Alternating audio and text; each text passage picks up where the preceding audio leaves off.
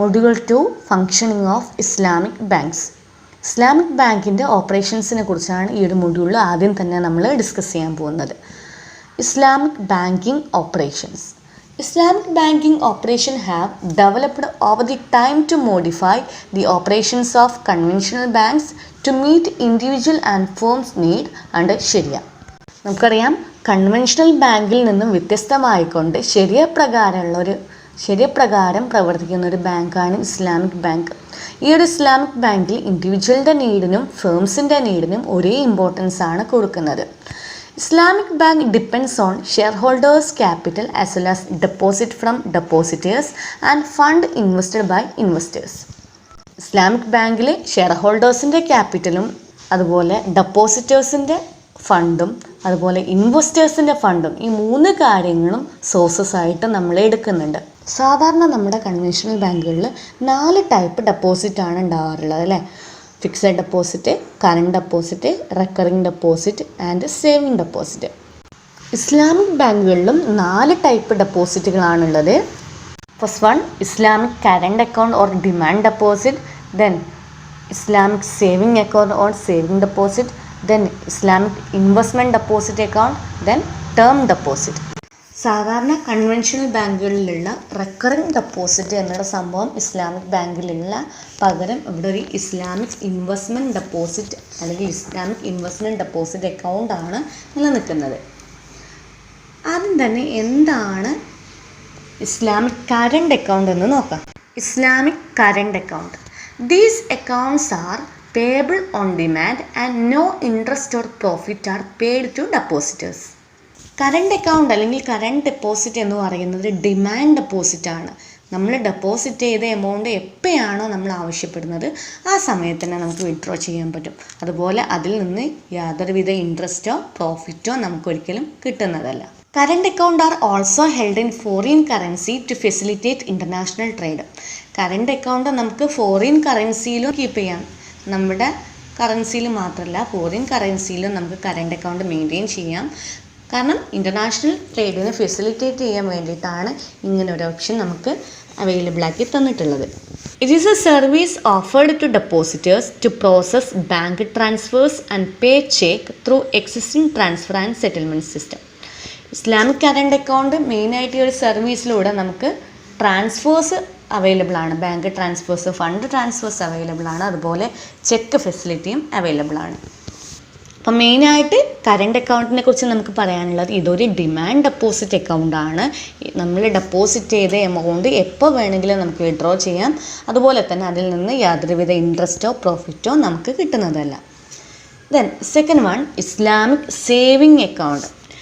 It offers flexible deposit, withdrawal on demand and a guarantee of capital.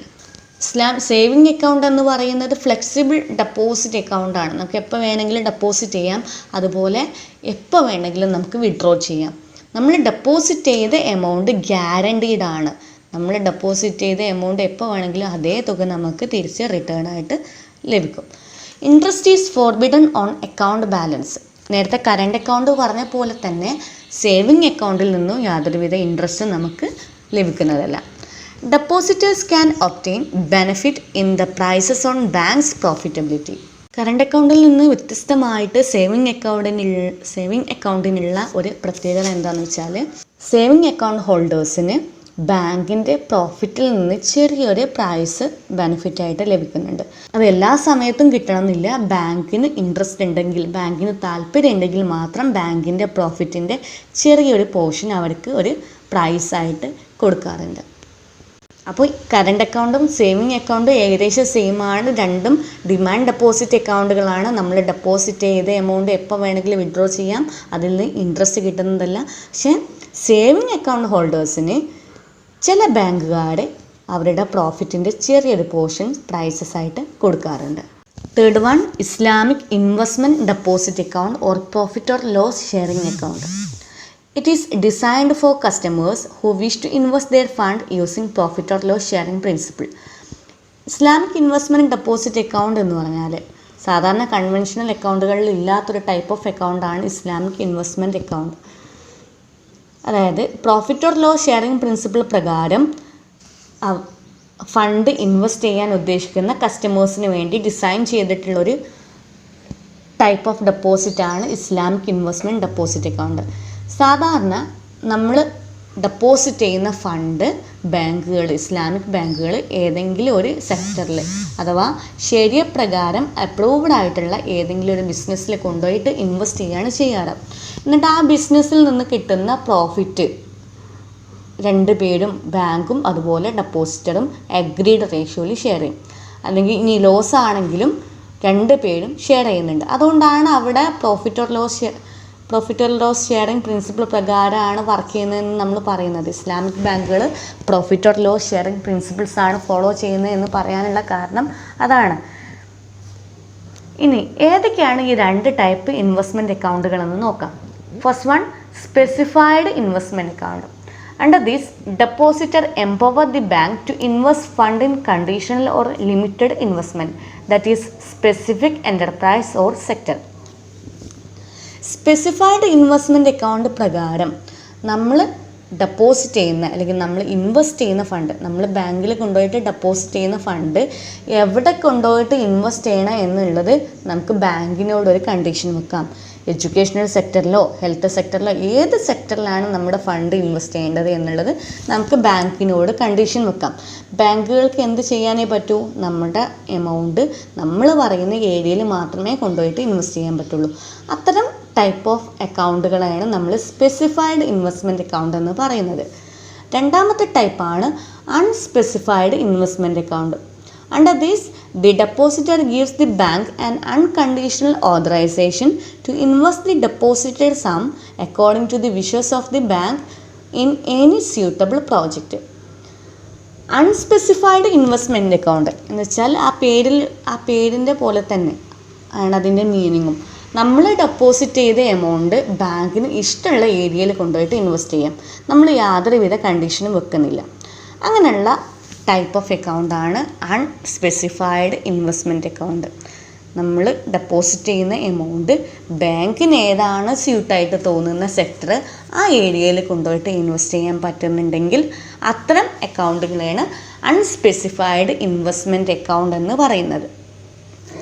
Investment accounts are usually administered under the principle of musharaka and mudaraba.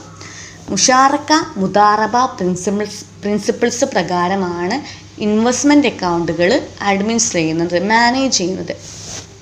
മുഷാറക്കയെക്കുറിച്ചും മുദാറബയെക്കുറിച്ചും detailed ആയിട്ട് next മൊഡ്യൂളിൽ പറയുന്നുണ്ട്. ബ്രീഫായിട്ട് പറയാം. രണ്ടും partnership mode of financing ആണ്. മുഷാറക്കിൻ്റെ സിറ്റുവേഷനിൽ 2 പാർട്ടീസും പാർട്ട്നേഴ്സാണ്. 2 പേരും capital contribute ചെയ്യുന്നുണ്ട്, fund contribute ചെയ്യുന്നുണ്ട്. ബാങ്കും ഫണ്ട് കോൺട്രിബ്യൂട്ട് ചെയ്യുന്നുണ്ട്, അതുപോലെ ഡെപ്പോസിറ്ററും കൊടുക്കുന്നുണ്ട്. എന്നിട്ട് ഈ 2 ഫണ്ടും കൂടെ ഏതെങ്കിലും ഒരു ഏരിയയിൽ കൊണ്ടുപോയിട്ട് ഇൻവെസ്റ്റ് ചെയ്യും. അതിൽ നിന്ന് കിട്ടുന്ന പ്രോഫിറ്റും അതുപോലെ ലോസും അവർ അഗ്രീഡ് റേഷ്യോയിൽ ഷെയർ ചെയ്യും. പ്രോഫിറ്റ് അഗ്രീഡ് റേഷ്യോയിലും അതുപോലെ ലോസ് ആണെങ്കിൽ നോർമലി ക്യാപിറ്റൽ കോൺട്രിബ്യൂട്ട് ചെയ്ത റേഷ്യോയിലാണ് അവർ ഷെയർ ചെയ്യുന്നത്. മുദാറബിൻ്റെ കേസിൽ നോർമലി ബാങ്ക് ഫണ്ട് പ്രൊവൈഡ് ചെയ്യുന്ന ആളും അതുപോലെ കസ്റ്റമർ അത് മാനേജ് ചെയ്യുന്ന ആളുമാണ്.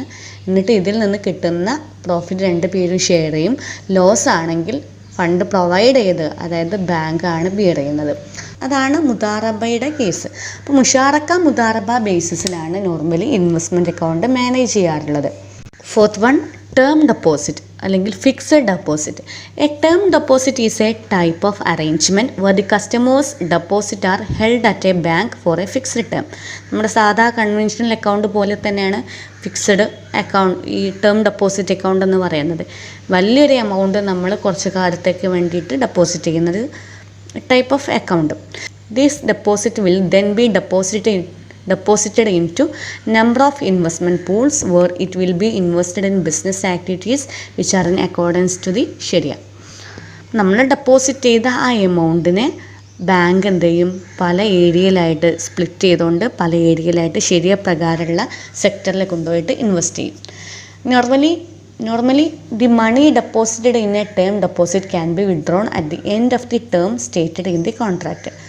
അപ്പോൾ കറണ്ട് അക്കൗണ്ടും സേവിങ് അക്കൗണ്ടൊക്കെ നമ്മൾ എപ്പോഴാണോ ആവശ്യപ്പെടുന്നത് ആ സമയത്ത് നമുക്ക് വിഡ്രോ ചെയ്യാൻ പറ്റും. പക്ഷേ ടേം ഡെപ്പോസിറ്റ് എന്താണ്? സാധാരണ ആ കോൺട്രാക്റ്റിൽ നമ്മൾ എത്ര ടൈമിനേക്കാണോ ഡെപ്പോസിറ്റ് ചെയ്യുന്നത് ആ ടൈമിൽ ആ മെച്യൂരിറ്റി ഡേറ്റിലാണ് സാധാരണ വിഡ്രോ ചെയ്യാറുള്ളത്. ഇത്രയാണ് മെയിനായിട്ട് ഇസ്ലാമിക് ബാങ്കുകളിലുള്ള 4 ടൈപ്പ് ഓഫ് അക്കൗണ്ടുകൾ.